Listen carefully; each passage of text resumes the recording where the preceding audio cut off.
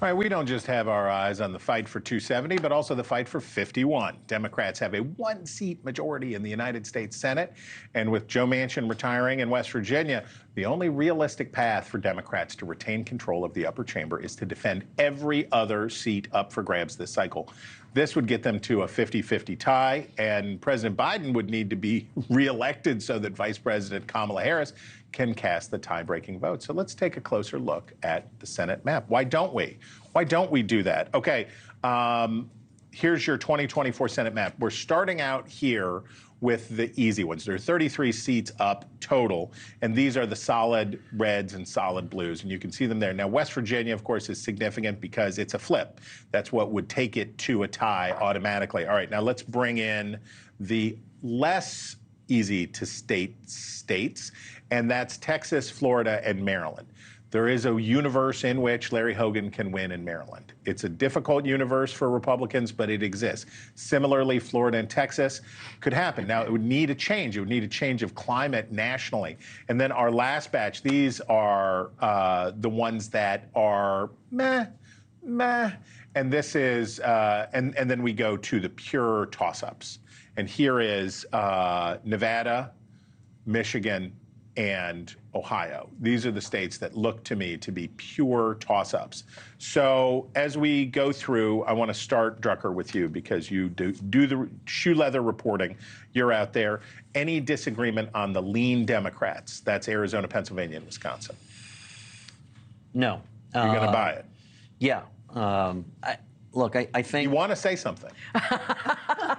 He has a thought. Well, I just want to say something generally. Okay. Which is that Jon Tester and Sherrod Brown, right, Montana and Ohio. Give me these three first before you move off these three. All right. Kerry Lake is going to cost.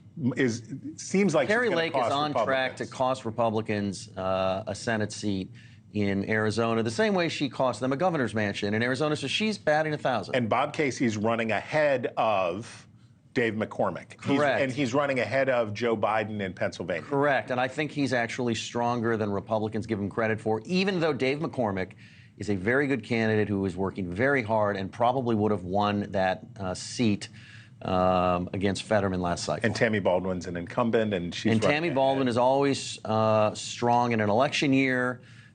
She's well-liked, and her Republican opponent is the guy they could get, and is just not as good as he needs to be. Okay, Julia, Jon Tester. This is the lean Republican state. This is the state that I think that of the next after West Virginia, which is a foregone conclusion.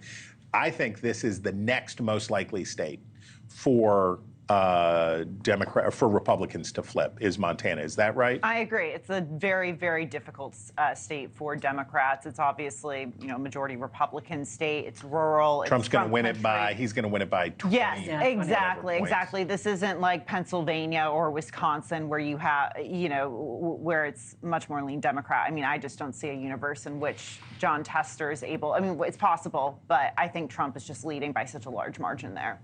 But Tester is spunky, right? He is. And he could be the next Joe Manchin, right? He is, and he has pushed back against, those in the Democratic conference. He made them vote. He made them vote again on the bipartisan border bill. He drove that. So he's spunky. He is. He is. I mean, that's a possibility. Spunky, flat top, you never know what you can put together. If you're spunky and you got a flat top. Okay, Julie. Yes. The toss-up states, Michigan, Nevada, and Ohio. I would not have put Nevada on this list if the primary there on Tuesday had turned out differently, right? But the Sam Brown, who is the correct, if we're just doing the math, and I think Drucker will give me a nod of affirmation on this, if you're doing the math about who's the correct person for this race, Sam Brown, veteran. Just got Trump's endorsement. Exactly. Trump swooped in at the end when Sam Brown was going to, when it was clear he was going to win, and he backed. And the story here in these races is that Republicans are not repeating the mistakes that they made in 2022. There's no Herschel Walker. There is a Kerry Lake, but there's no Mehmet Oz, there's no Herschel Walker. Is the story of these states being competitive, and we'll see what happens in Michigan, though it looks like Mike Rogers will probably pull it out there. Is that the story for how the Republicans are keeping the map bigger? Yes, but can they take credit for it? Did they recruit Mike Rogers, or did he recruit himself? Yeah, he's self-deported. Yes. Yes, exactly. I mean, they'll take credit no matter what. But yeah, I think they much better. Lesson learned. Yeah. Lesson learned. And part of that is because the chairman of the National Republican Senatorial Committee, David. Steve Daines of Montana. Yeah. Steve Daines of Montana, early on when people said, oh, Trump, this is going to be a heck of a presidential nomination fight. And why would he Steve back Daines Trump? he was like, I'm in. Yeah.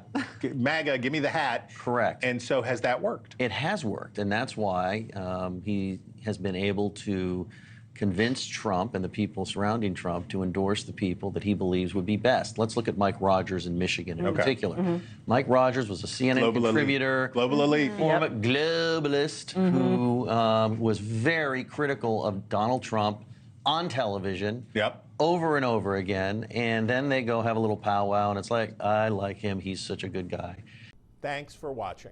Go to joinnn.com to find NewsNation on your television provider, and don't forget to click the red subscribe button below to get more of NewsNation's fact-driven, unbiased coverage.